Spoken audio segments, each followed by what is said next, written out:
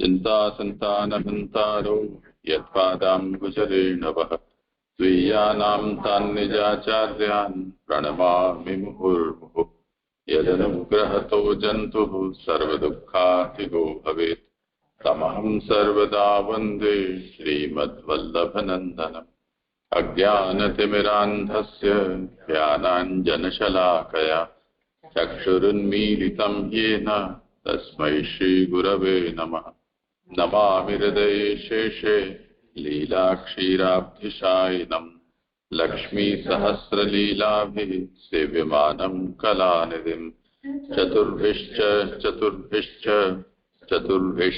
त्रिभिस्तथा षड्भिर्विराजते योऽसौ पंचधा हृदये।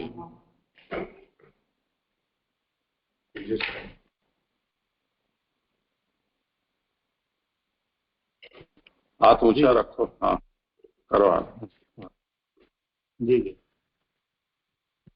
अभी जो आगे हमने कल जो वैश्य अवतार है उनके लिए हमने वो देखा, और 3 अवतारों का क्षत्रिय भाव वाले हैं उनका निरूपण करके वैश्य भाव वाले 4 अवतारों का निरूपण कल हमने देखा 15, 16 और 17वें श्लोक में।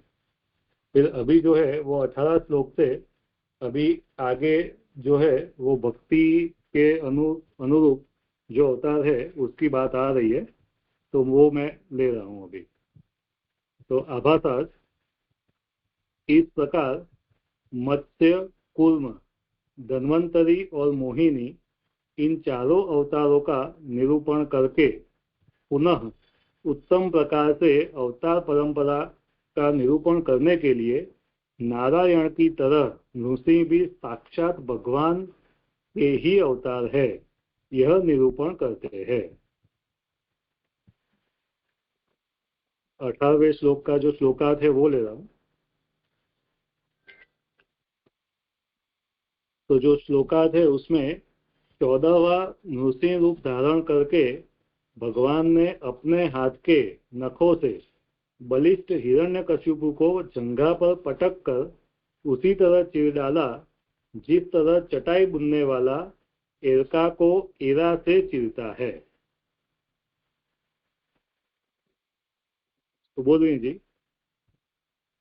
तो यह पुष्टि मार्ग अनुग्रह मार्ग है, अतः पहले के अवतारों से इनमें विशेषता है। पूर्व का क्रम ही इच्छित होने के कारण नृसिंह यहाँ 14वां अवतार है। तो अभी ये बात कर रहे हैं कि भाई अभी जो अवतार आ रहे हैं वो अनुग्रह मार्ग के यानी पुष्टि मार्ग के भक्ति मार्ग के अवतार की बात कर रहे हैं, और जो पूर्व के जो क्रम में देखे थे वो क्रम के हिसाब से ही यहाँ जो नृसिंह जी का जो अवतार है वो 14वां अवतार क्रम से आ रहा है। नृसिंह से संबंधित स्वरूप नारसिंह कहलाता है। मनुष्य और सिंह इस द्विरूपता से अलौकिक होने के कारण इस अवतार में पुष्टि रूपता है, क्योंकि पुष्टि में लौकिकता नहीं है। तो यहाँ पे वो स्पष्टता कर रहे हैं कि भाई ये पुष्टि रूपता कहाँ से आ रही है, तो वो दिखा रहे हैं कि भाई ये जो है वो सामान्य न तो सिंह अवतार है न मनुष्य अवतार है, लेकिन वो द्विरूप अवतार है, और ये जो है वो सामान्य रूप से होते नहीं है, वो इसीलिए उसमें अलौकिकता भी है। तो ये जो अलौकिकता है वो पुष्टि रूपता ही है, वो दिखा रहे हैं, क्योंकि जो पुष्टि है उसमें लौकिकता नहीं है, अलौकिकता ही होती है। इस अवतार में भगवान ने ये अलौकिकता को थोड़ा समझना चाहिए। अभिप्राय यहाँ ये है कि मनुष्य और सिंह ये तो लोक में उपलब्ध हैं प्रजातियां, पर मनुष्य और सिंह का जो मिश्रण है ऐसा रूप लोक में उपलब्ध नहीं है, इस अर्थ में ये अलौकिक है।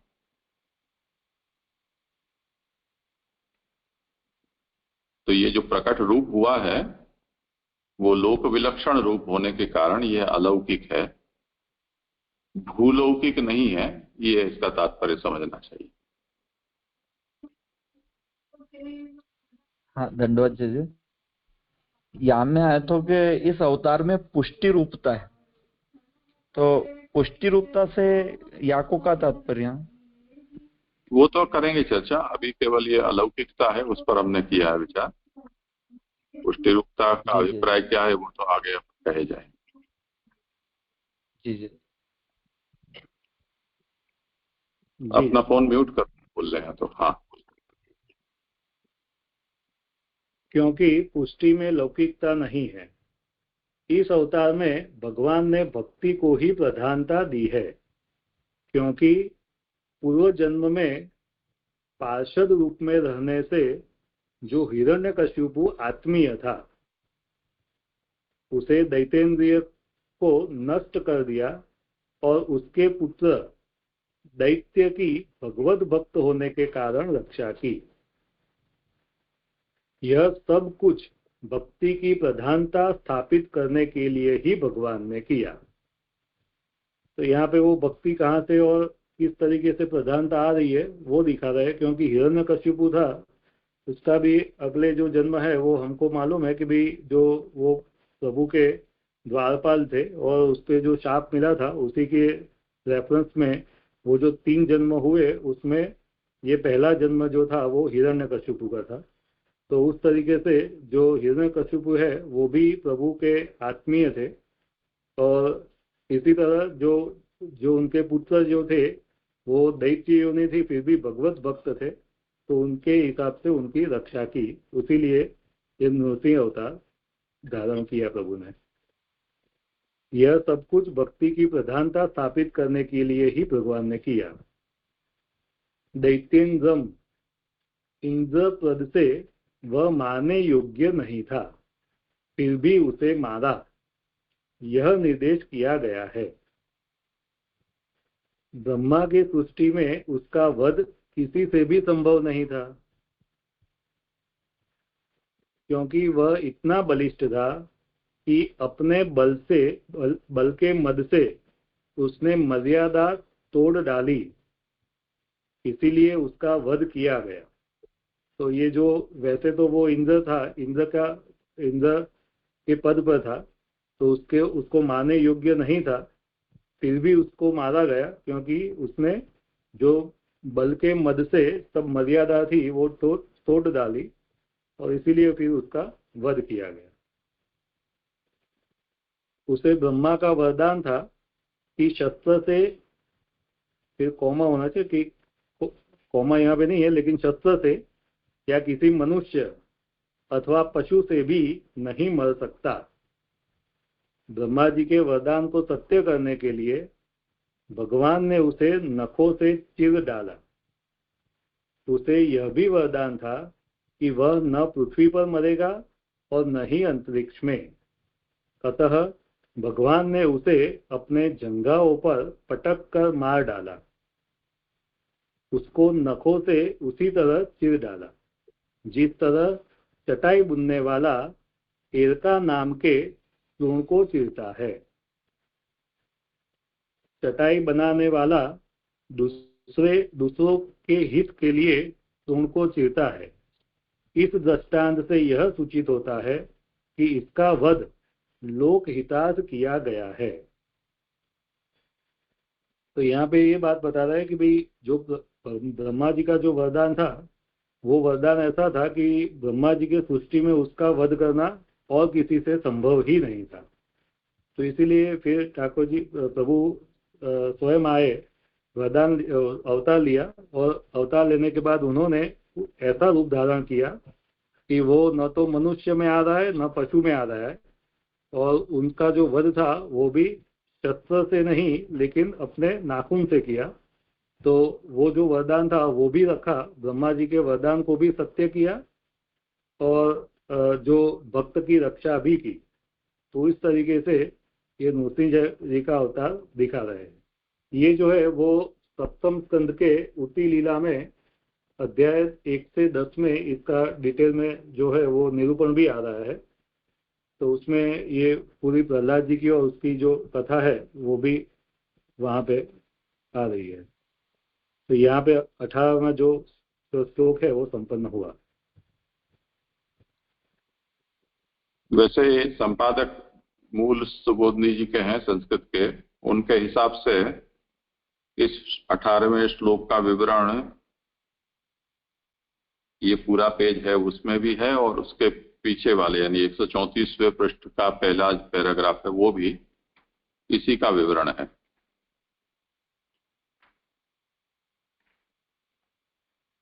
तो मुझे लगता है कि उस हिसाब से इसको पढ़ लेना चाहिए।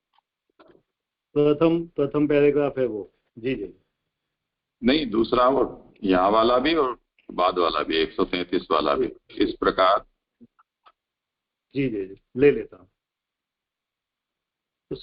इस प्रकार भक्ति मार्ग में 9 अवतारों का आगे निरूपण करते हुए इनमें प्रहलाद के रक्षक प्रथम नृसिंह अवतार मुख्य है। अतः मूल रूप से उसका निरूपण किया गया। तो यहाँ पे जो 9 अवतार है उसमें प्रथम जो अवतार है वो नृसिंह जी का है और वो मुख्य अवतार बताया गया है। तदंतर ब्राह्मण भाव से 3 अवतारों का, क्षत्रिय भाव से भी 3 अवतारों का और वैश्य भाव से 1 अवतार का निरूपण किया जाएगा। फिर अग्रिम कल्कि अवतार है। कली के अंत में सकल साधनों के अभाव में भी अपने अंगराग और सुगंध के संसर्ग मात्र से कल्कि अवतार ने पुनः सत्य युग का प्रारंभ कर दिया। इसलिए इसे मूल अवतार माना गया है। तो यहाँ पे ये जो है वो 9 अवतार की बात कर रहे हैं कि जो 9 अवतार है उसमें मुख्य रूप से प्रथम नृसिंह अवतार लिया गया है। बाद में 3 अवतार से क्षत्रिय भाव से 3 अवतार का, ब्राह्मण भाव से 3 अवतार का, बाद में क्षत्रिय भाव से दूसरे 3 अवतार का और वैश्य भाव से 1 अवतार का निरूपण किया जाएगा। तो एक नृसिंह जी, फिर ब्राह्मण भाव से 3, ऐसे 4, फिर क्षत्रिय भाव से 3 यानी 7, फिर वैश्य भाव से 1 यानी 8 और लास्ट में कल्कि अवतार। तो इस तरीके से 9 अवतार हुए। तो जो कल्कि अवतार है उसमें ऐसा बताया जा रहा है कि भी वो जो है वो कल्कि अवतार वो साधनों के अभाव में भी अपने अंगराग और सुगंध के संसर्ग मात्र से पुनः सत्य युग का प्रारंभ कर दिया। इसलिए वो जो कल्कि अवतार है उसको मूल अवतार माना गया है। इसका आगे एक श्लोक से वर्णन है। इस प्रकार नृसिंह से लेकर कल्कि पर्यंत भक्ति मार्ग में 9 अवतार है।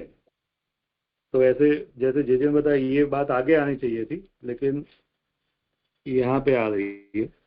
उसके पीछे जो भक्ति मूल अवतार नृसिंह से प्रारंभ होकर बीज के अंशावतार मात्र में पर्यवसित हो जाती है वह भक्ति निवृत्त नहीं होती, किंतु मूल अवतार रूप कल्कि में वही भक्ति उसी स्थिति में आ जाती है।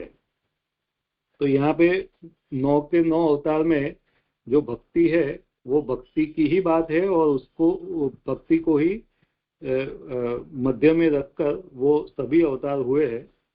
तो उसकी बात करें कि बीच में जो अवतार है उसमें अंशावतार है। मेरे हिसाब से जो अंशावतार की जो बात हो रही है उसमें शायद तो जो व्यास जी का जो अवतार है उसमें भी अंशावतार है और जो परशुराम जी का जो व्यास जी का कला अवतार दिखाया गया है और परशुराम जी का जो है वो अंशावतार है। तो उस तरीके से वो जो अंशावतार है उसमें वो बीच के जो 2 अवतार है उसमें भक्ति अंशावतार मात्र में पर्यवसित हो जाती है, वह भक्ति निवृत्त नहीं होती। तो वहां पे भी भक्ति निवृत्त नहीं हो रही है और मूल रूप जो कल्कि अवतार है उसमें वही भक्ति फिर से उसी स्थिति में आ जाती है। भगवत स्वरूप में सायुज्य की प्राप्ति होने पर और इस तरह सेव्य सेवक भाव के, यहाँ भान के लिखा है लेकिन भाव होना चाहिए, सेव्य सेवक भाव के निवृत्त हो जाने के पीछे भी भगवान की सामर्थ्य से यानी भगवत स्वरूप से बाहर आकर वह भक्त पुनः सेवा कार्य प्रारंभ कर देता है। इसी तरह कलयुग में सर्व साधनों की निवृत्ति होने के उपरांत भी भगवान के अंग राग की सुगंध से संबंध होते ही पुनः सत्य युग का प्रारंभ हुआ। यह सामर्थ्य मूल रूप का है, इसीलिए कल्कि मूल अवतार रूप है। कल्कि अग्रिम आरंभ का मूल है, इसी से वह मूलावतार कहा गया है। तो यहाँ ये बात कह रहे हैं कि भाई ये भक्ति वही स्थिति में तो आ जाती है, लेकिन कैसे?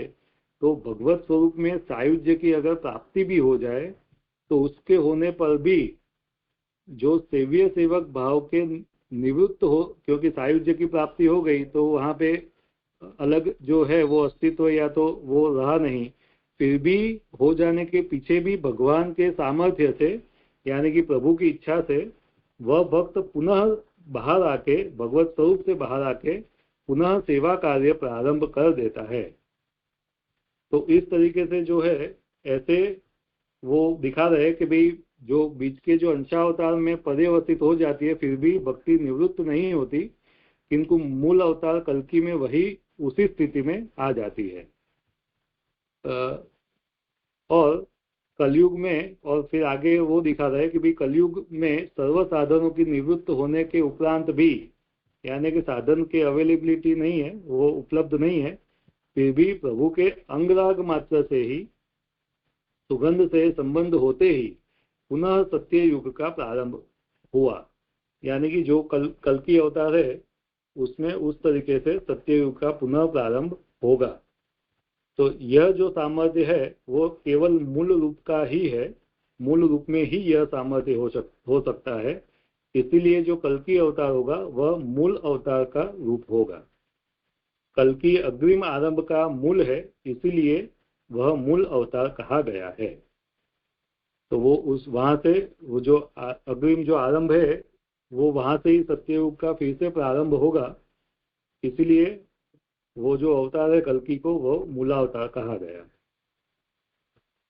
धन प्रणाम दादा, यहाँ पर एक प्रश्न करूंगी।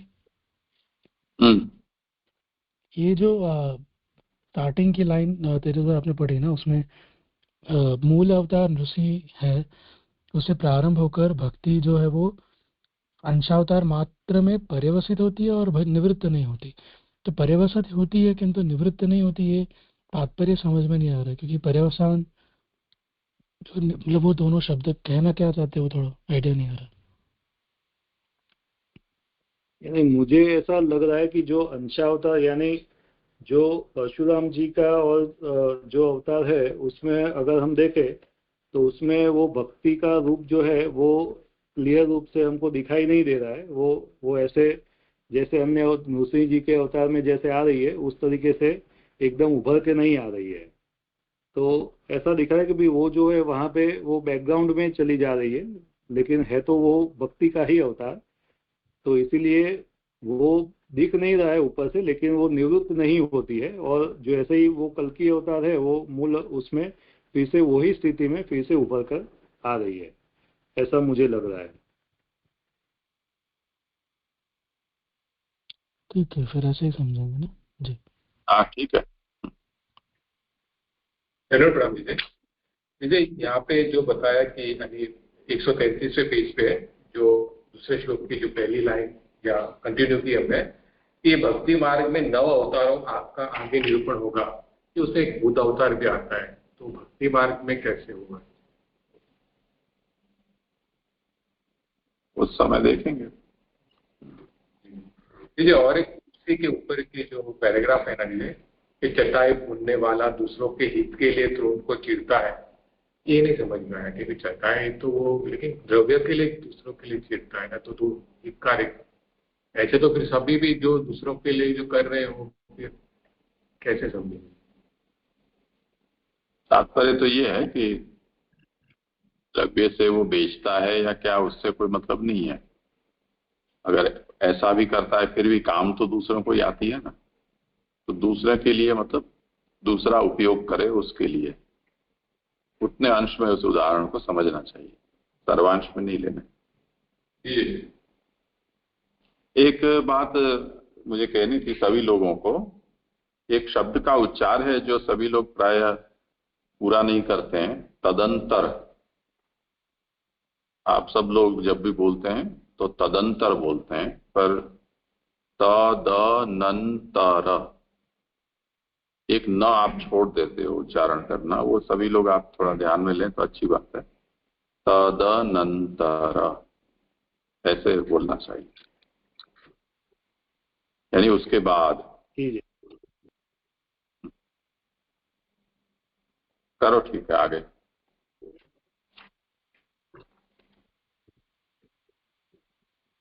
जी, अभी यहाँ पे एक मिनट, हाँ तेजस भाई, प्रश्न है जी। यहाँ जो पेज नंबर 134 पे, पृष्ठ नंबर 134 पे ये जो बात है कि वह भक्त पुनः सेवा कार्य प्रारंभ कर देता है, इसी तरह कलयुग में सर्व साधनों की निवृत्ति होने के उपरांत भी भगवान के अंगराग की सुगंध से संबंध होते ही पुनः सत्ययुग का प्रारंभ हुआ। तो इसको कैसे समझना है? क्योंकि प्रभु बाहर पधारे और अंगराग की सुगंध यानी अर्चन पूजन की से भक्ति कर रहा है, ऐसा समझना। और दूसरी बात है कि सीधा सत्ययुग का कैसे प्रारंभ हो गया?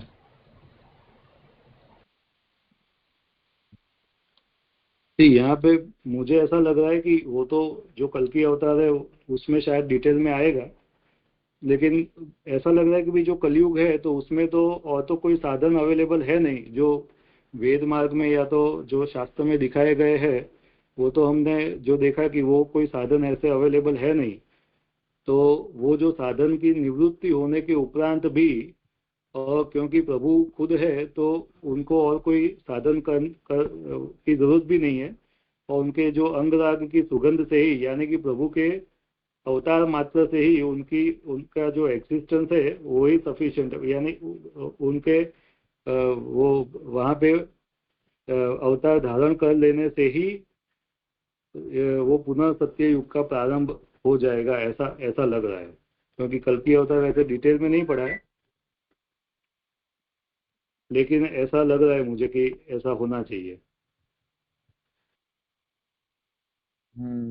थोड़ा यहाँ अंगराग जो शब्द है ये पूरी तरह से खुल नहीं पा रहा है।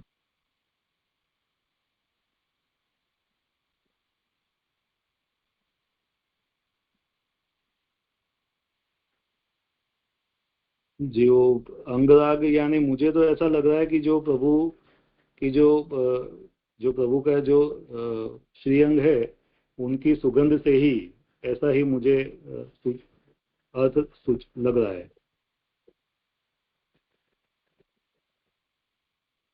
कल्कि में जो कली का मल है वो दोष रूप है। काल तो सभी एक से ही होते हैं, पर उसमें आने वाले जो दोष हैं उसी के कारण कोई प्रशस्त कहा जाता है, कोई अप्रशस्त कहा जाता है। तो भगवान के पधारने से वो दोष का अपनोदन हो जाता है। तो कल्कि कलमश के अपहरण करने वाले भगवान होते हैं, कल्कि कलमलापहम। तो तात्पर्य ये है कि भगवान के पधारने से काल जन्य जो दोष हैं वो निवृत्त हो जाते हैं, और शुद्ध होने पर फिर वो सतयुग आरंभ हो जाता है। जैसे कृष्णावतार में कृष्णे स्वधामोपगते, तो जैसे ही भगवान पधारे सोई कली का प्रवेश हुआ। तो अनुपस्थिति में प्रवेश हुआ, फिर से अपने मूल रूप से उपस्थित हो जाएंगे तो कल की निवृत्त हो जाएगा।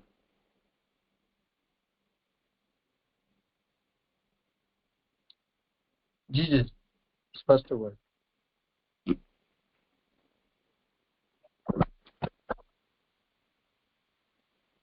हाँ जय, लो आगे। सामने किया था वही प्रश्न मेरा है 132 पेज पे, पुष्टि रूपता वाला। क्या हुआ? समाधान नहीं, जो श्याम ने प्रश्न किया था, इस अवतार में पुष्टि रूपता है, मनुष्य और संयुक्त रूप से अलौकिक होने के कारण इस अवतार में पुष्टि रूपता है, क्योंकि पुष्टि में लौकिकता नहीं है। इसका क्या आशय है, ये मेरा प्रश्न था।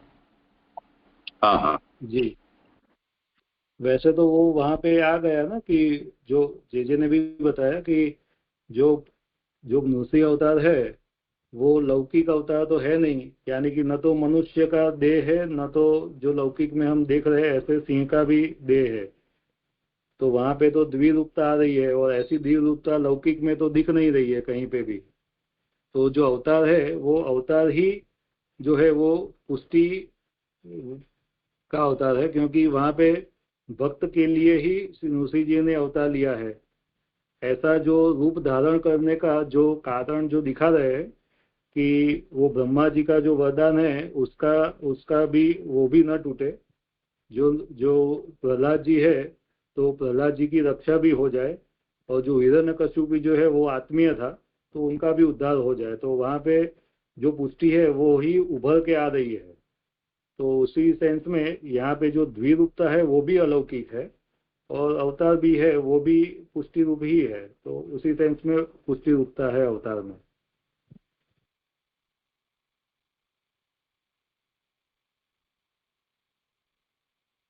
हुआ समाधान? अच्छा किया निरूपण। बस केवल इतना इसमें कहना चाहिए कि जैसे आपने अपने स्वरूप में अलौकिकता का प्रदर्शन किया है, उसी तरह से अवतार होने कर जो कार्य किया उसमें भी अलौकिक ही बातें की हैं। यानी लोक में ऐसा उदाहरण मिल पाना कठिन है। ये ऐसी कृपा है कि अपने जो आत्मीय द्वारपाल उसका भी आपने वध किया, उसके पुत्र भक्त प्रहलाद की रक्षा करने के लिए। और जिस तरह से इंद्र है उसके सभी उपद्रव को भगवान सहन कर लेते हैं, उसका पक्षपात करते हैं भक्त होने से, पर यहाँ पर उससे उल्टा किया। ये दैत्येंद्र होते हुए भी उसका आपने वध योग्य नहीं होने पर भी वध किया। तो ये सब जो बातें हैं ये अलौकिक बातें हैं। यानी इसमें हम भगवान की इच्छा को ही सर्वोपरि मान सकते हैं। कोई प्रमाण या तर्क से इस बात को हम न तो समझ सकते न समझा सकते। तो असाधारण पुष्टि यहाँ भक्त प्रहलाद के ऊपर प्रकट हुई है, तो भक्ति की प्रधानता यहाँ दिखाई देती है। ठीक है जी। करो आगे। जी जी। तो अभी जो है वो श्लोक 19, तो वो 19वें श्लोक में श्लोकार्थ ले रहा हूं। तो भगवान 15वां वामन रूप बनाकर 3 पद मरुभूमि की याचना के बहाने बलि से स्वर्ग को वापिस लेने की इच्छा से बलि के यज्ञ में गए। तो यहाँ पे जो 15वां जो अवतार है वो वामन जी का है, तो उसकी बात आ रही है। फिर वो 134 पेज पे दूसरा पैराग्राफ, दूसरा जो है वो, ब्रह्मचारी वामन रूप 15वां अवतार है, जिनका जन्म अदिति में कश्यप से हुआ। इसका जो वर्णन है वो अष्टम स्कंद के तृतीय प्रकरण में अध्याय 15 से 23 में आ रहा है। तो उसमें वामन नहीं होते हुए भी वामन रूप धरकर भगवान बलि के यज्ञ में गए। तो प्रभु तो वामन है नहीं, फिर भी उन्होंने वामन जी का रूप धारण किया।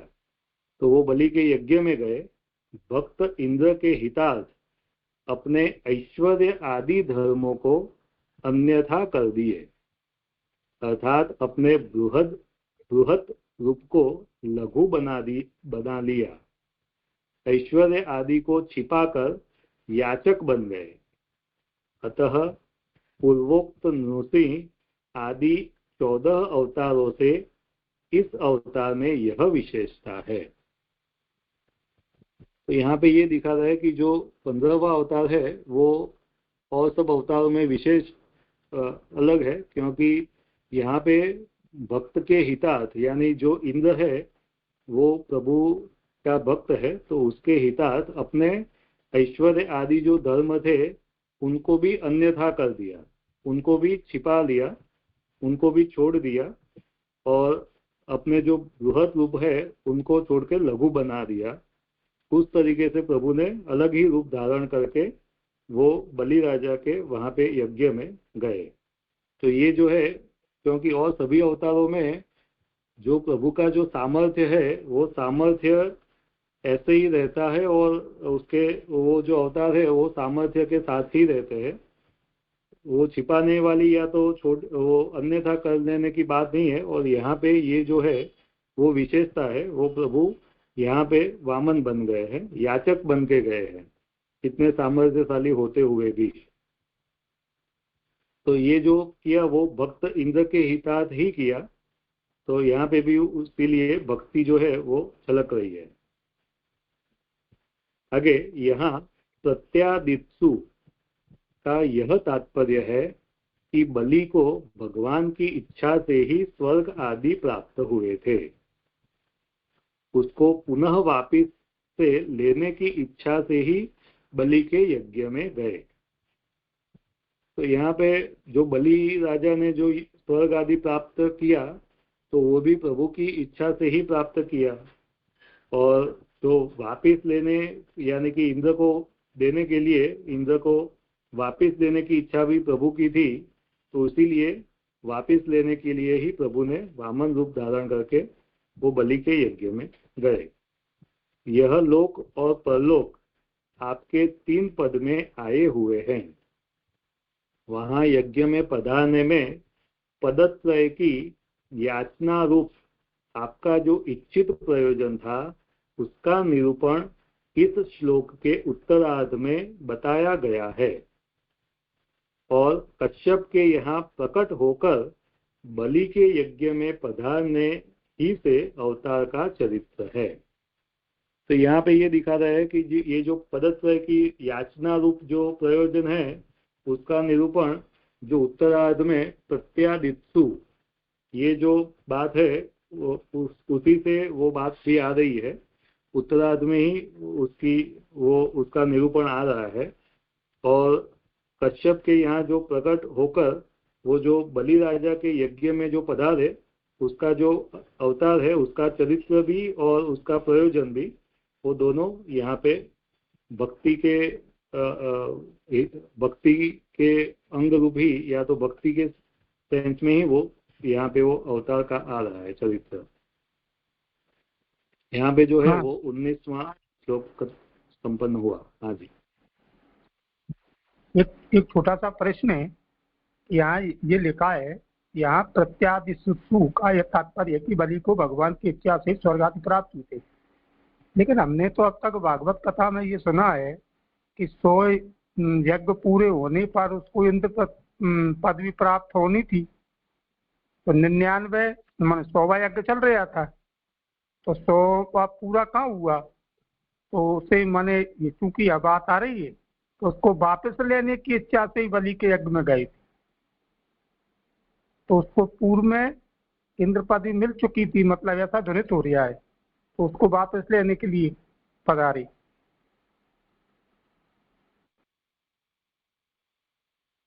तो क्या हो गया, क्या मैं समझा नहीं, क्या प्रश्न है आप? जे मैंने ऐसा सुना था भागवत कथा में कि 99 यज्ञ उसके पूरे हो चुके थे, 100वां यज्ञ बलि कर रहा था। तो उसको 100 यज्ञ पूरे होने के उपरांत इंद्र पदवी मिलना थी, स्वर्ग राज्य। अब यहाँ पे ऐसा आया कि बलि को भगवान की इच्छा से ही स्वर्ग आदि प्राप्त हुए थे, उसको पुनः वापस से देने की इच्छा से ही बलि के यज्ञ में भगवान पधारे। माने उसको क्या, उसको पहले इंद्र पदवी प्राप्त हो गई थी? मेरा प्रश्न ये, जबकि हमने भागवत में ये सुना है कि 100 यज्ञ पूरे होते तब उसे इंद्र पदवी प्राप्त होती।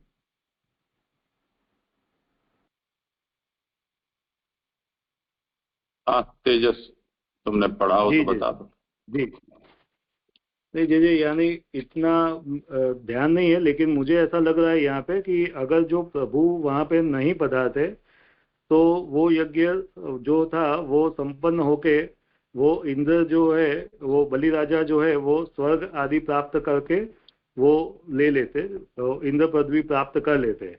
लेकिन क्योंकि वो प्रभु पधारे वहां पे, इसलिए वो संपन्न नहीं हुआ, और वो सब जो है वो प्रभु ने 3 पद में वो पूरा जो है वो वहां से वो बलि से ले लिया, ऐसा मुझे लग रहा है यहाँ पे।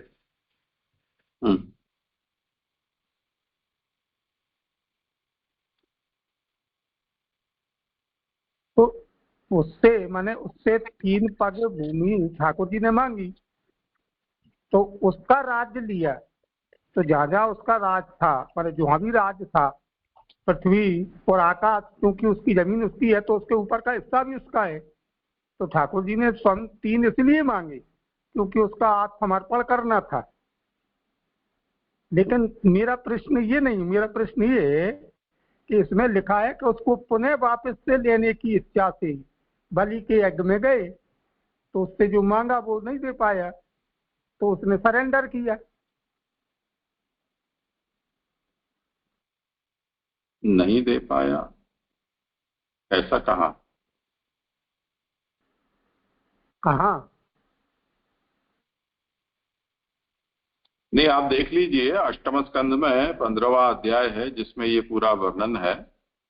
वले पदत्रयम भूमे कस्माद हरिरयायत भूतेश्वर कृपणवल लब्धार्थोपि वबंधतम, वहां पर इस बात का पूरा निरूपण किया गया है। और वहां ये बात कही गई है कि एक बार तो इंद्र ने बलि को हरा दिया था और उसका सब कुछ हरण भी कर लिया, उसके प्राण भी हर लिए, तब शुक्राचार्य जी ने मृत संजीवनी विद्या से उसको पुनर्जीवित किया।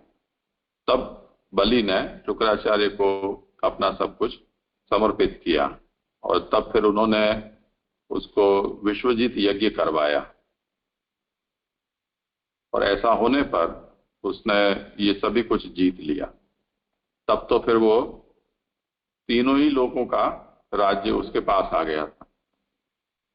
तो ये सब जो कुछ भी हुआ वो भगवान की इच्छा से ही हुआ,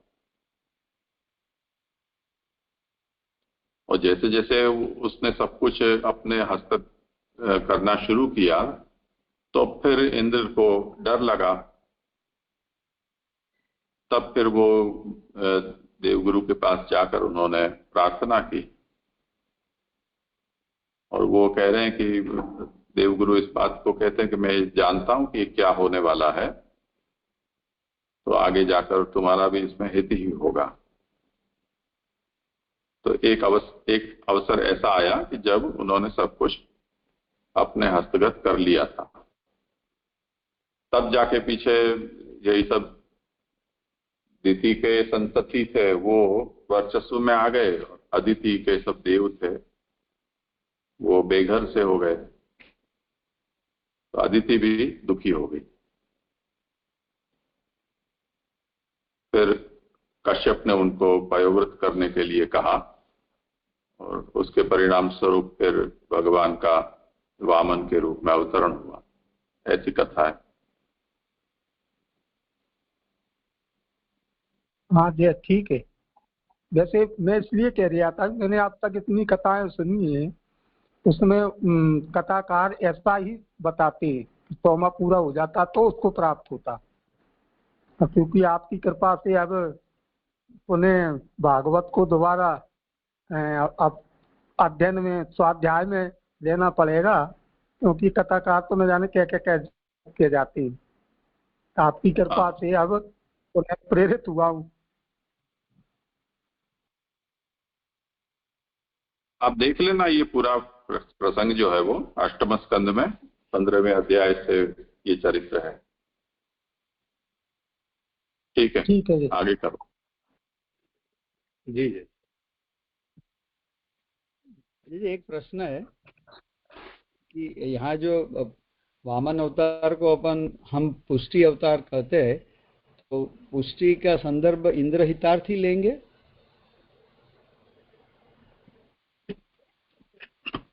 तेजस, हाँ जी जी, मुझे तो ऐसा लगता है कि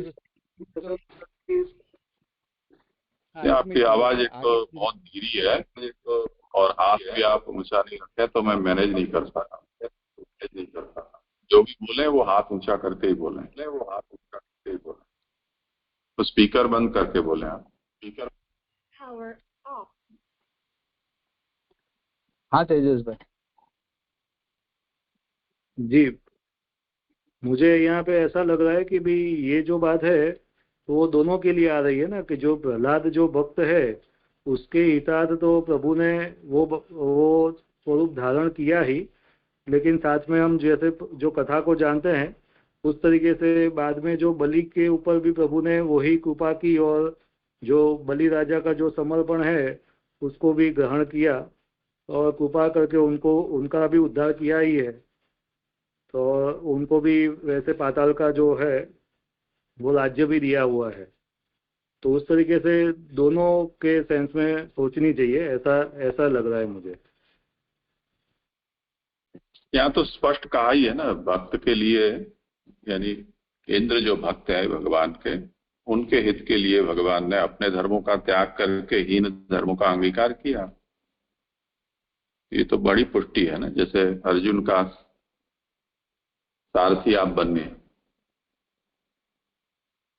तो हीन भाव को आपने स्वीकार किया, ऐसा ही यहां भी किया। जी जी जी क्लियर जी।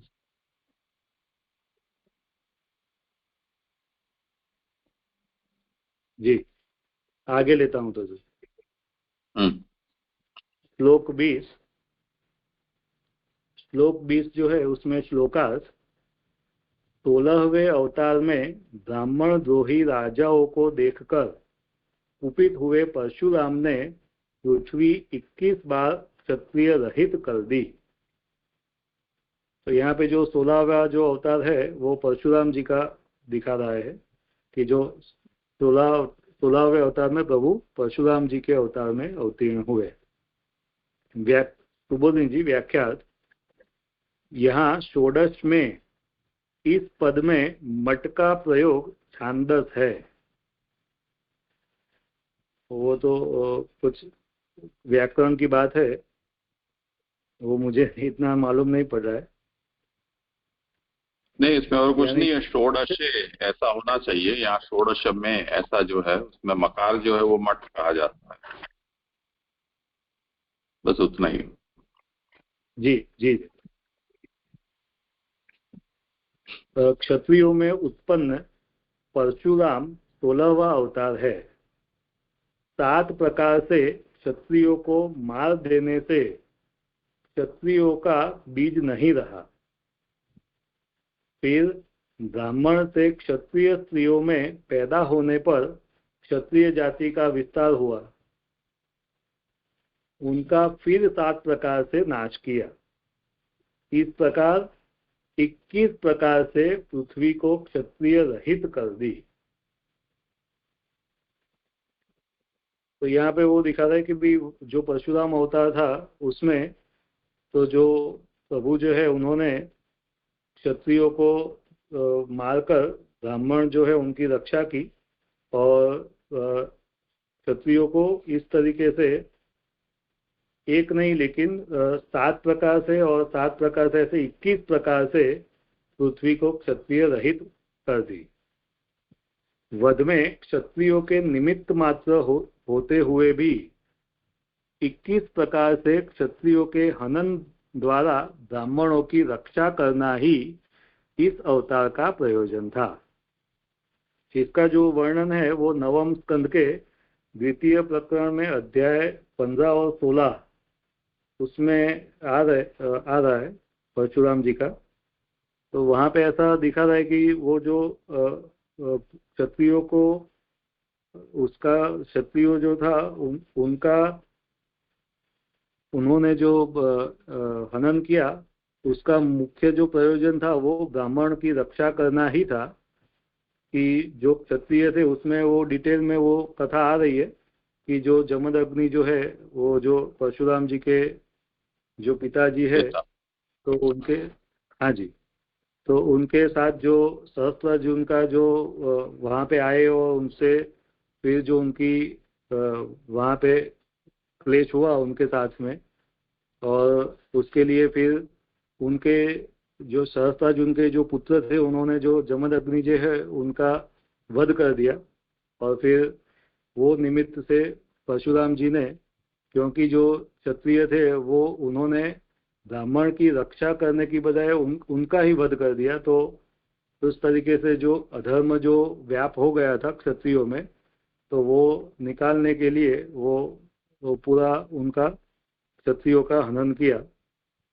और जो वहाँ पे है, मुझे ऐसा लग रहा है वहाँ पे जो इस तरीके से शुद्धि का जो प्रकार है वो दिखा रहे हैं, तो वो जो है वो मुख्य प्रयोजन वो अवतार का था। तो यहाँ पे वो 20वां जो श्लोक है वो संपन्न हुआ। इसमें इतना जोड़ना है वाक्य में, अंतिम जो है 134वें पृष्ठ पर सबसे अंतिम पंक्ति, उसमें लिखा है वध में क्षत्रियों के निमित्त मात्र। उसमें वध में के आगे इतना जोड़ दो कि पिता के वध में।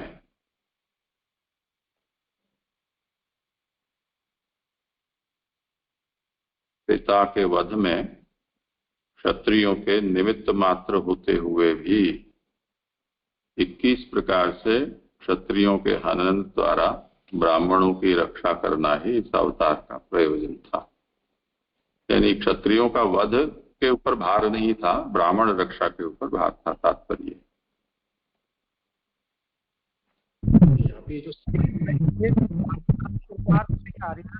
ये थोड़ा आपकी आवाज आई नहीं कुछ। यहाँ ये 7 प्रकार से क्षत्रियों को मार देने से क्षत्रियों का बीज नहीं रहा, ये थोड़ा क्लियर नहीं हुआ जी। क्योंकि यहाँ पे जो क्षत्रियों को जो मारा, तो वो दिखा रहा है कि भाई इस तरीके से जो परशुराम जी थे उन्होंने एक बार नहीं लेकिन 21 बार, यानी पहले 7 प्रकार से क्षत्रियों को मारा। और जो भी कोई क्षत्रिय, यानी कि पृथ्वी पे कोई क्षत्रिय रहा नहीं, ऐसा ही हम कह सकते हैं कि इस तरीके से वो क्षत्रियों का कोई बीज नहीं रहा। यानी कि जो भी क्षत्रिय थे, जो भी अधर्म में प्रवृत्त हुए थे, वो सभी को वो परशुराम जी ने उनका वध कर दिया।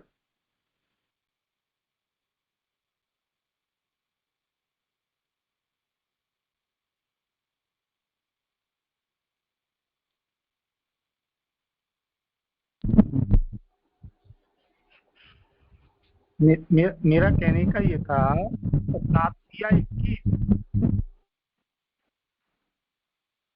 ये 7 या 21 को बोलना चाहते हैं पर आपके यहाँ से आवाज नहीं आ रही है और डिस्टरबेंस ज्यादा आ रहा है। आप कुछ उपाय करके उसके बाद आप कहें, या अनम्यूट होते ही आप तुरंत बोलें तो हमें पता चले कि आप कुछ कहना चाह रहे हैं। हाँ बोलिए परमानंद जी, आप हाथ ऊंचा रखें और फिर कहें।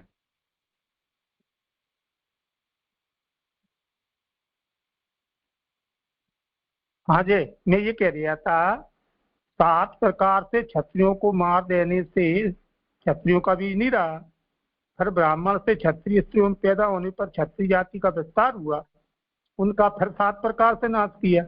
इस प्रकार 21 माने 7 या 21, मैं ऐसे समझूं या ये मेरी थोड़े क्लियर नहीं हो रही है जी, 21 कैसे भाई?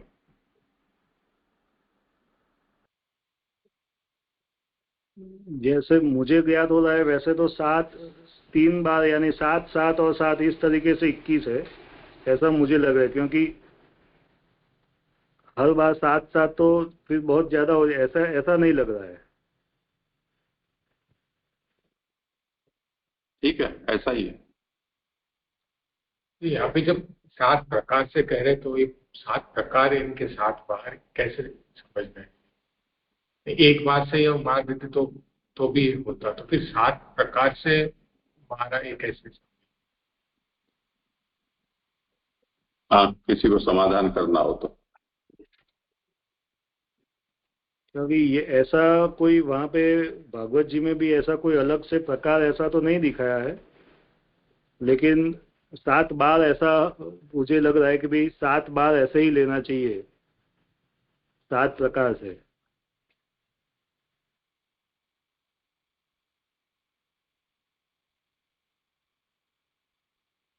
कंवर जी कुछ कह रहे हैं? क्या प्रश्न? जय जी प्रश्न क्लियर कहाँ हो पा रहा अभी? 7 प्रकार से कैसे महाराज? ये प्रकार समझ में नहीं आया।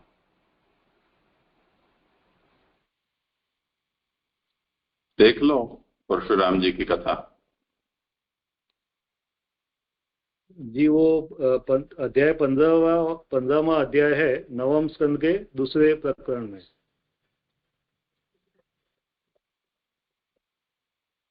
नहीं, लेकिन उसमें इस तरह का तो है ही नहीं है। नहीं, हाँ, वहां पे भी नहीं है ऐसा।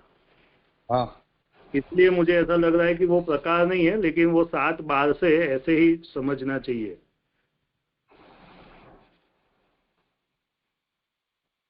नहीं, उसमें एक प्रकरण तो आया है, सुनो।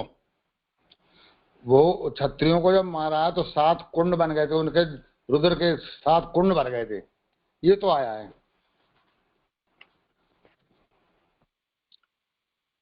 अब वो संगति नहीं बैठ पा रही जरा। या 7 कुंड अलग अलग प्रकार के होंगे, क्या है, 7 क्यों बनाए गए, वो समझ में नहीं आया था। मैंने उसमें पहले भी विचार किया था कि 7 कुंड की जगह एक तालाब बना देते, 7 कुंड क्यों बनाए अलग अलग, तो काम चल जाता। तो वो जैसे 7 शब्द यहाँ भी आ गया। कल देखेंगे वो उसके।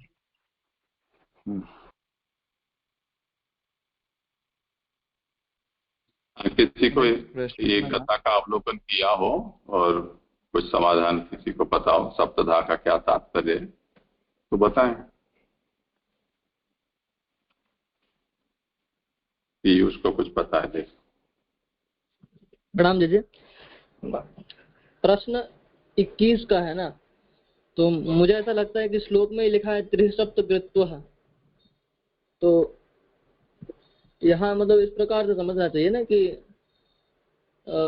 7 बार 3 बार किया ऐसा। वो तो गणित बैठ गया, पर सप्तधा का मतलब क्या है? सप्तधा से मूल में क्या समझते? 7 प्रकार से, तो ये मुझे भी नहीं हुआ। मूल में ये कहा है ना कि सप्तधा हनने निर्बीजत्वम जातम, 7 प्रकार से हनन करने पर क्षत्रिय निर्बीज हो गए जी। अब इसमें ऐसा हम समझ सकते हैं, इसका तात्पर्य कि जो हमारा सापिंड होता है उसमें सूतक आदि में ये सिद्धांत होता है कि 7 पीढ़ी तक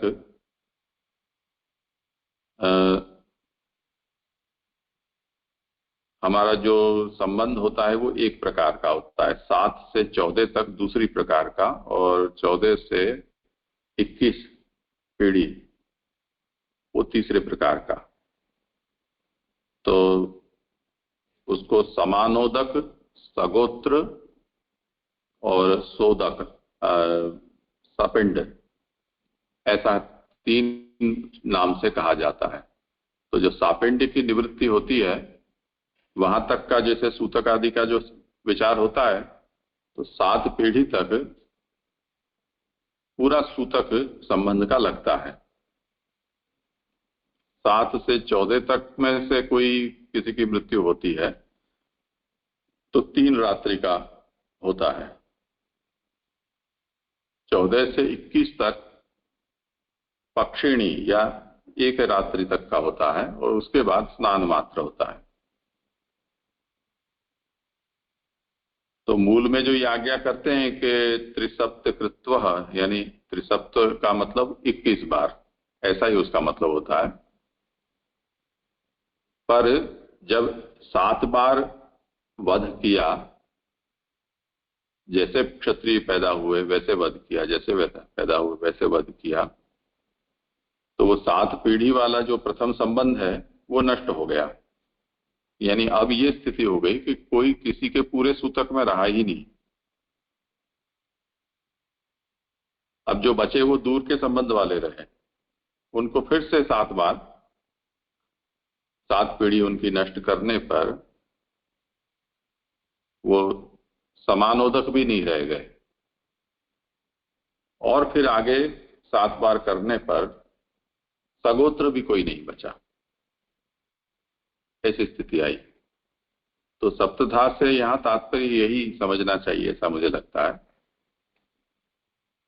न तो यहाँ कोई ऐसे मारने के तरीके का वर्णन कहीं प्राप्त होता है कि अलग अलग प्रकार से किसी का वध किया हो, ऐसा भी नहीं है। परशु था, बस वही उनका हथियार था।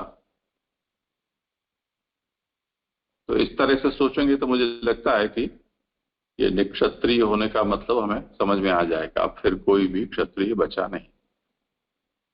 जैसे आजकल वैक्सीन होती है, कोई ऐसे वायरस से होने वाले रोग होते हैं, उनका निवारण इसी तरह किया जाता है। जैसे पोलियो के ड्रॉप्स पिलाते हैं, तो जन्म ने होने के साथ पिला दिए, फिर वापस कुछ होने पर पिला दिए, फिर वापस पिला दिए, फिर उसका बूस्टर डोज दे दिया। ऐसे करने पर वो हर घर में जा जाकर कोई नवजात बालक है, कोई छोटा बच्चा है, पूछ पूछ के और उसका वैक्सीन देकर और उसका विनाश करते हैं। तो अब ऐसा कहते हैं कि हिंदुस्तान में से पोलियो अब निकल गया है। अब ये पूरा विश्व में इसी तरह से देखा जा रहा है कि कहीं विश्व में, क्योंकि ये वायरस जन्य होने के कारण किसी में भी होने पर उसका संक्रमण होने की संभावना रहती है। तो जो भी आरोग्य विभाग है वो इस विषय में बहुत सावधान रहता है कि कोई एक आध भी ऐसा किस्सा कहीं दिखाई दे जाए तो पूरी तंत्र उसके पीछे लग जाता है। यही बात है वो इस समय अपना कोरोना के विषय में भी हुआ। तो जैसे कोरोना को मारने के लिए एक बार वैक्सीन दी या कुछ कुछ दवाइयां दी, तो कोरोना ने अपना स्वरूप बदल दिया। जैसे क्षत्रियों ने अपने वंश को रक्षा के लिए ब्राह्मणों से अपनी उत्पत्ति को चालू रखा, ऐसे कोरोना ने भी म्यूटेशन से अपने तौर तरीके, स्वरूप, रक्षा प्रणाली सब बदल दिया। तो उसका अध्ययन करके और फिर से डॉक्टरों ने ऐसी दवाई बनाई कि जो बदले हुए रूप का भी वो नाश कर सके। तो ऐसे वो बदलता रहा, तो अब वो भी थक गया कि अब कब तक अपना रूप बदलेंगे, तो ये तो पीछे ही पड़े हुए हैं। तो वो निरुत्साह हो जाता है। इस तरह से इसे समझना चाहिए, मुझे ऐसा लग रहा है। जी जी बहुत अच्छा स्पष्ट। हाँ हाँ जी, क्लियर हो गया। हाँ जी, मुझे एक और प्रश्न था कि क्षत्रियों का बीज न रहने पर ब्राह्मणों से जैसे कि उन्होंने अपनी जाति का विस्तार किया, तो इस विषय में मेरा प्रश्न ये है कि मतलब वंश वृद्धि में स्त्री कारण है कि मतलब पुरुष जिस तरीके से, अब पुरुष इस तरीके से ब्राह्मण हो गए वहां पर, क्योंकि जब इस तरीके स्त्रियों से करवाए, तो जैसे कि हम देखते हैं कि व्यास जी की उत्पत्ति में दास मुझे लगता है कि शूद्र जैसे होते हैं, या और कोई हो सकते हैं, मुझे लगता है ब्राह्मण नहीं होंगे सत्यवती। तो वहां व्यास जी एक तरीके से ब्राह्मण हुए, और फिर वही जब सत्यवती के यहाँ जैसे विचित्रवीर और चित्रांगद हुए, तो उनसे जो पुत्र धृतराष्ट्र इत्यादि हुए, तो वो फिर क्षत्रिय हो गए। और दूसरा, जब सूत जी के विषय में देखते हैं तो कन्या ब्राह्मण थी और जो उनके पिता थे वो क्षत्रिय थे, तो उस विषय में वो मतलब सांकर्य दोष दिखाई दिया। तो किससे हमें क्या समझना है, मतलब जो जातित्व तो रहता है वो स्त्री से रहता है कि पुरुष से रहता है, ये थोड़ा मेरा क्लियर नहीं हुआ। इस विषय में ऐसा है कि सामान्य व्यवस्था तो यही है कि समान वर्ण के स्त्री पुरुष की संतति उस वर्ण की कही जाती है, और उस संतति के उस वर्ण के अनुसार गर्भाधान से लेकर और उपनयन पर्यंत जो संस्कार यथा समय यथाविधि हों तो वो वर्ण उसमें स्थिर होता है। उसके बाद उसके अनुसारी वर्णानुसारी कर्मों को करने पर वो वर्ण बना रहता है। साथ साथ उस वर्ण की वृत्ति से ही वो जीविका अपनी चलाता हो। तो समान वर्ण के माता पिता, उस वर्ण के संस्कार, उस वर्ण और आश्रम के कर्मों का अनुसरण और उसी वर्ण की शास्त्रविद वृत्ति आजीविका, ये चार मिलने पर वर्ण स्थिर होता है। ये आदर्श सिद्धांत है। अब जब जिस काल में ये वर्ण जो थे वो सभी काल में नहीं रहे थे, कोई काल में एक ही हंस वर्ण था, तो उस समय ये चारों वर्ण की व्यवस्था स्थापित नहीं हुई थी। तो उसके कारण ये बात है वो उस काल पर लागू नहीं होती है। दूसरा, वर्ण जो है वो जाति नहीं है। वर्ण के अभिमानी देव होते हैं। तो पुरुषोक्त में ये आता है, ब्राह्मणोस्य मुखमासीत बाहुराजन्यकृत उरु तदस्य द्वेष पत्व्यागुम शूद्रो अजायत। तो ये भगवान के विराट स्वरूप में भगवान के तत्त अंगस्थानी अधिदेव हैं। और वो अधिदेव की स्थिति शुद्ध माता पिता से जन्म और उसके बाद जब उसके यथा समय संस्कार होते हैं तब वो वर्ण के अधिदेव उसमें स्थिर होते हैं। और वो तब तक उसमें स्थिर रहते हैं जब तक उस वर्ण के अनुसार कर्मों का अनुष्ठान वो व्यक्ति करता है, उस वृत्ति से कमाई हुई आजीविका से। अगर वृत्तिहीन होता है तो वो वर्ण में विगुणता आती है, कर्महीन होने पर और अधिक आती है, संस्कारहीन होने पर वो वर्ण तिरोहित हो जाता है, देवत्व नहीं रहता है, केवल जाति मात्र बचती है, तो वो लौकिक मात्र हो जाता है। ये शास्त्रीय व्यवस्था है। अब जहां जहां भी वो देव किसी भगवद इच्छावशात या तपोबल से किसी देह में प्रतिष्ठित हो जाते हैं, तब वो अपवादतया उनमें वो वर्णत्व का आधान हो जाता है। तो जैसे विश्वामित्र हैं, वो यद्यपि क्षत्रिय थे, तो वशिष्ठ के साथ उनका यही झगड़ा था कि उनके जैसा सामर्थ्य मेरे में क्यों नहीं है।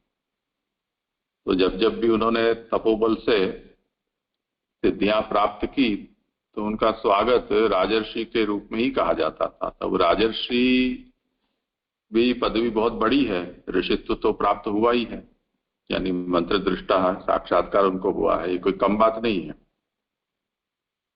पर उनको ये अभिलाषा थी कि मैं ब्रह्मर्षि क्यों नहीं हो सकता, यानी ब्राह्मण वर्ण में जो ऋषित्व प्राप्त हो तो वो ब्रह्मर्षि कहलाता है, अन्यथा राजर्षि है।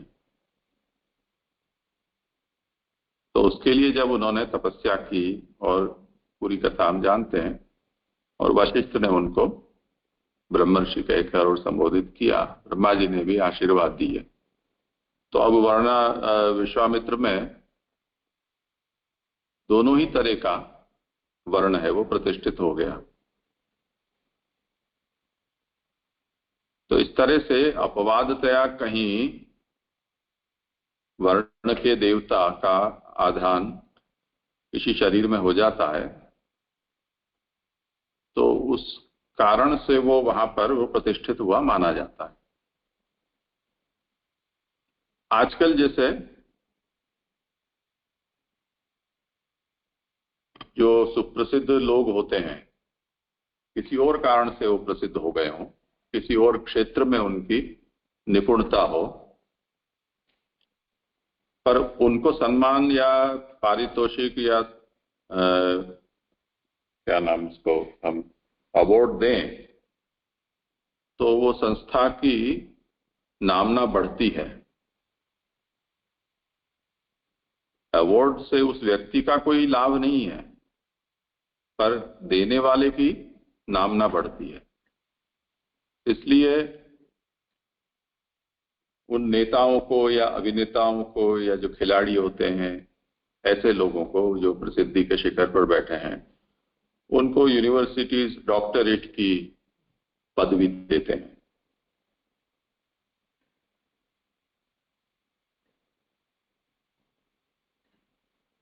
अब वो इस पदवी के मोहताज नहीं है, वो बिना पदवी के ऐसी प्रसिद्धि को भोग रहे हैं कि पदवी देने से कुछ नहीं होने वाला है उनका।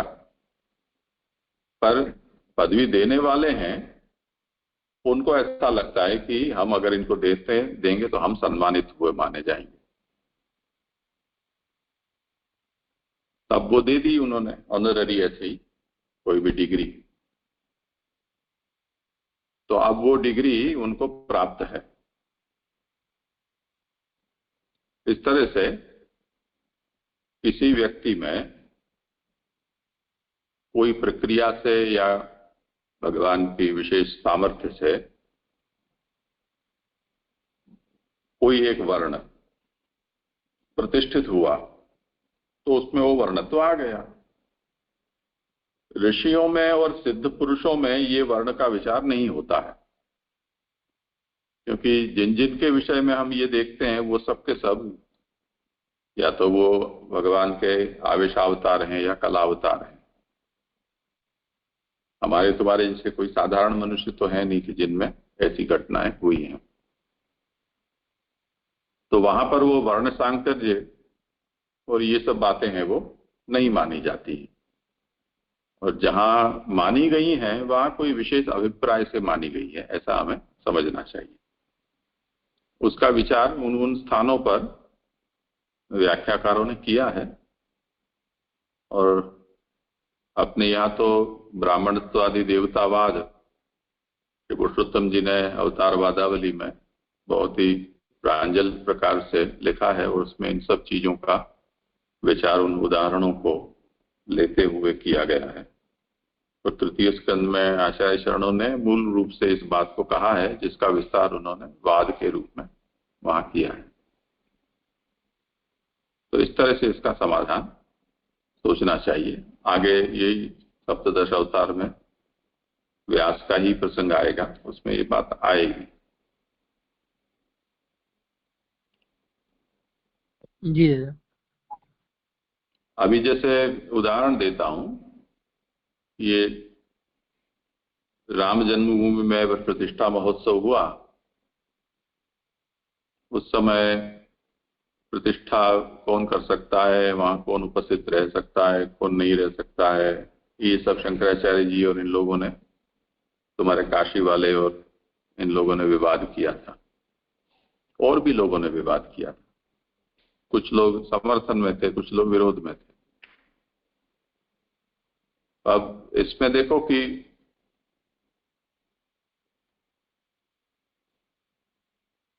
जो राजा होता है उसको विष्णु का स्वरूप माना जाता है। शास्त्र में जितने भी विधि निषेध बताए गए हैं शुद्धि अशुद्धि के, उनसे राजाओं को ऊपर रखा गया है। राजा को कभी सूतक पातक नहीं लगते हैं, ऐसा कहा गया। उसकी योग्यता को भी नहीं सोचना चाहिए, क्योंकि जिसके दारोमदार पर सब कुछ टिका हुआ है, उसकी योग्यता अयोग्यता को अगर आप जांचने बैठोगे तो सब पूरा टूट जाएगा। ये समझने की बात है। तो उसको विष्णु स्वरूप मानकर उसको सर आंखों पर रखना चाहिए। ये नीति की बात नहीं है, शास्त्र में ही ये बात कही गई है। तो ये जो सब विरोध हैं कि भाई वो कौन से वर्ण का है, शूद्र है या कौन है, ये सब वो कर सकता है या नहीं कर सकता है, ये सब विचार जो है वो वहां पर प्रासंगिक नहीं रह जाते हैं। सामान्य भाषा में समर्थ को नहीं दोष घुसाई, ये बात है। जो समर्थ हैं उनके लिए ये सब बातें नहीं है, जो असमर्थ हैं, साधारण हैं, उनके लिए ये सब चीजें होती हैं।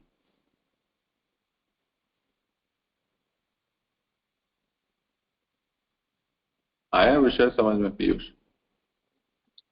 जी ये एक मेरा छोटा सा प्रश्न है, क्योंकि ये विषय चला है, विषयांतर नहीं है बल्कि इससे संबंधित ही है। आपकी आवाज बिल्कुल भी स्पष्ट नहीं है। कौन बोल रहे हैं आप? महेश शर्मा, आप कुछ कह रहे हैं क्या?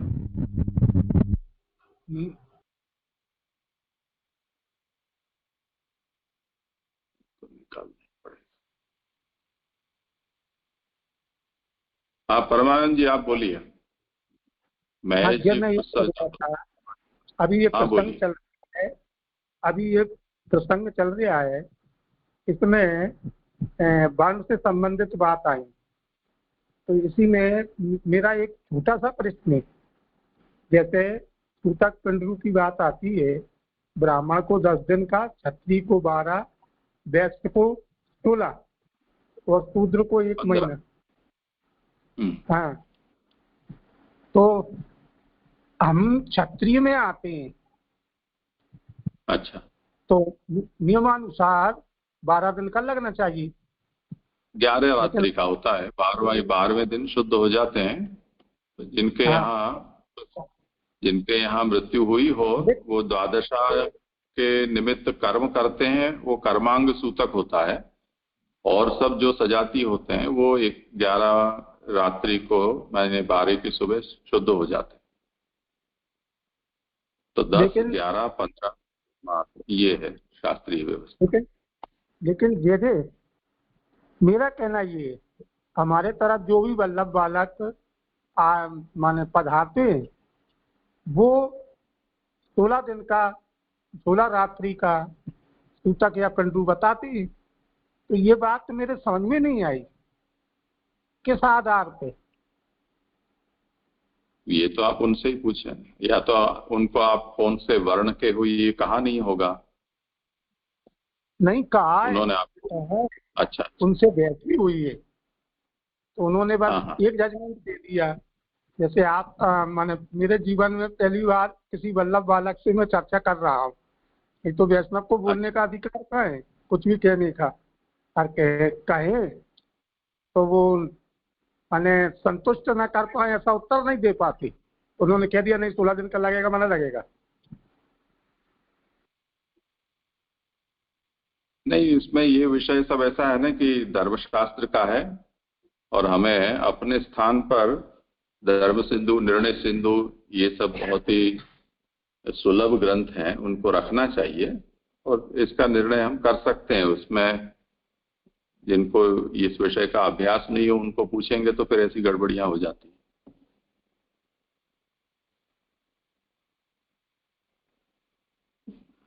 ठीक है, आगे करें। यहाँ पे जो प्रसंग चला ना जी, तो ये जो एक वर्ण का होकर दूसरे वर्ण के जो कार्य करें, ये हमें खाली आपत्ति काल या अपवाद यही समझना है ना जी। कि महाप्रभु जी समझाते हैं कि स्वधर्म करना है, परधर्म भयावह।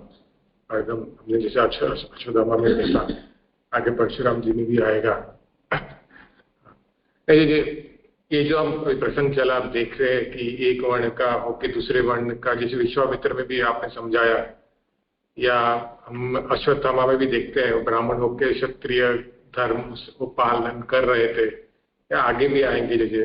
तो ये अपवादतया और जो क्या आपत्ति काल यहाँ पे, जैसे कि ब्राह्मण से क्षत्रिय में वहां पे, क्योंकि वो आपत्ति काल माना जा सके क्योंकि तब कोई क्षत्रिय रहा ही नहीं।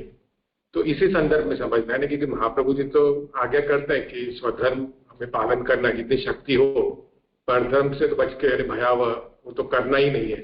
तो फिर ऐसे ही समझना है ना जी, यही प्रश्न।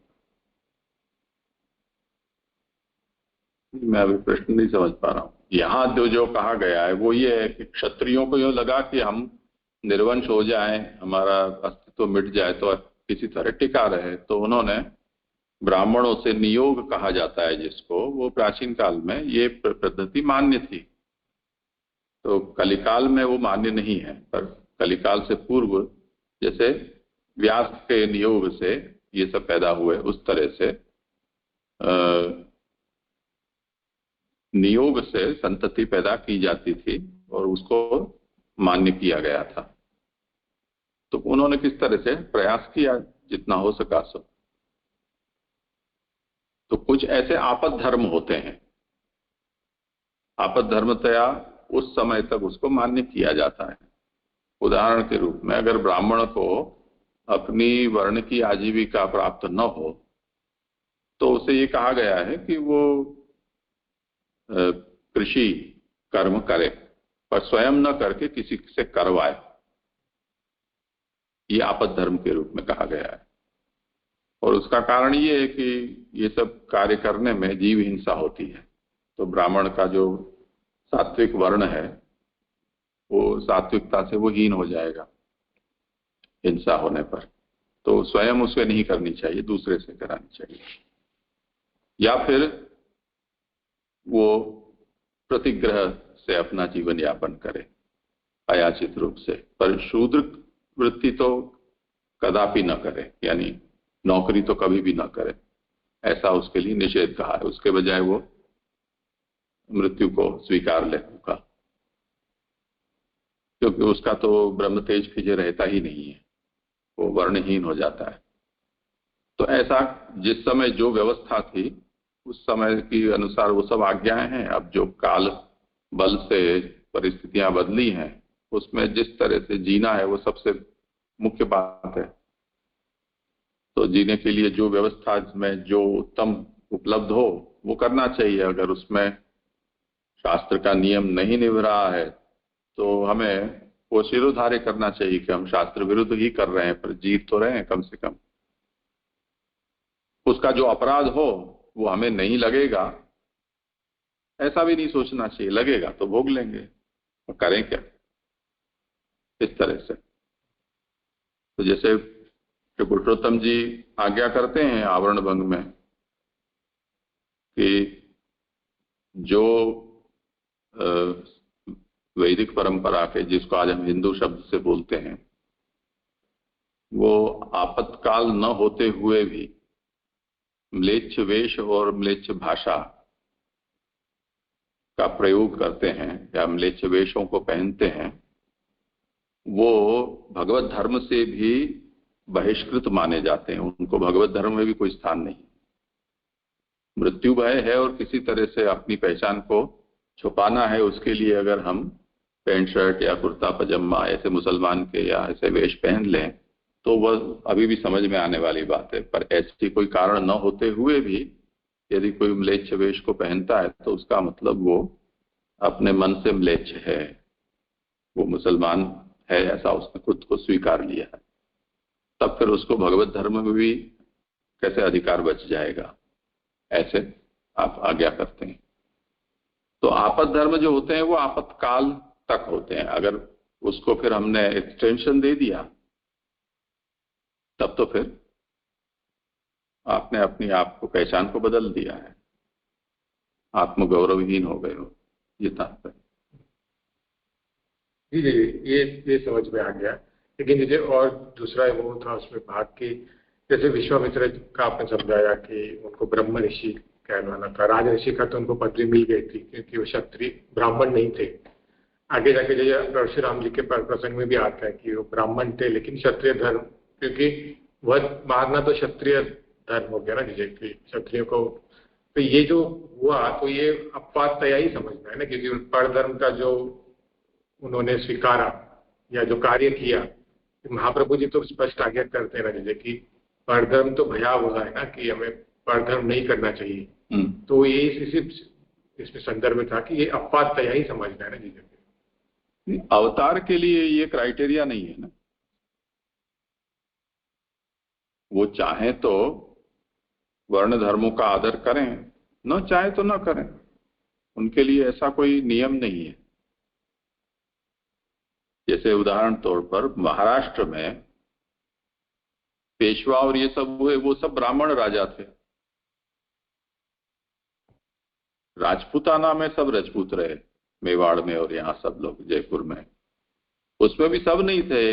ये जो जयपुर का जो सवाई जय सिंह था वो तो गडरिया था, भेड़ बकरी चराता था, उसका तो वर्ण का कुछ पता भी नहीं है, उसको बस अडॉप्ट कर लिया, जो कर लिया और राजा की तरह उसको बढ़ा भी दिया। अब आप उसका डीएनए टेस्ट करवाओ कि कौन से वर्ण का था।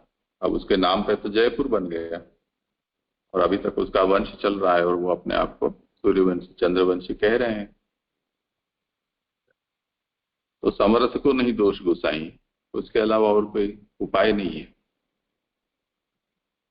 जो जिस समय उनको उस अवसर पर करना पड़ा तो हो गया, सो हो गया, उसका ज्यादा विचार कर पाना संभव नहीं है।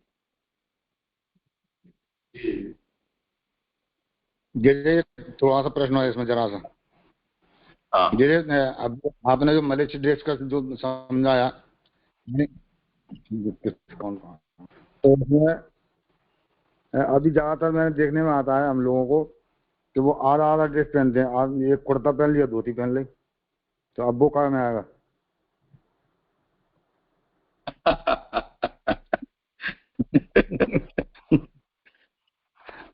देखो, ये तो उदाहरण के तौर पे मैं इस बात को कह रहा हूं,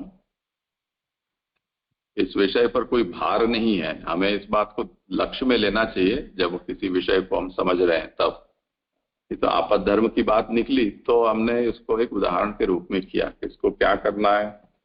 अगर पूरा नहीं पहन रहे हैं तो पूरे नहीं है, आधे हैं, आधे आधे पहन रहे हैं तो 50-50 है, ऐसा समझो। और तो क्या कह सकते हैं। हमने अपनी पहचान को, हम अपनी पहचान खो चुके हैं, इस बात को हमें स्वीकारना चाहिए। ज्यादा मूंछ पे ताव देने जैसी स्थिति नहीं है। हमारे से अच्छे तो वो हैं जो अभी भी ऊंचा पजामा और लंबा कुर्ता पहनकर घूम रहे हैं। निष्ठा तो उनकी है। जी है। ठीक है, समय हुआ है, आज यहाँ पर विराम रखते हैं। सूतक पिंडरू का तो विषय ऐसा है कि आने के साथ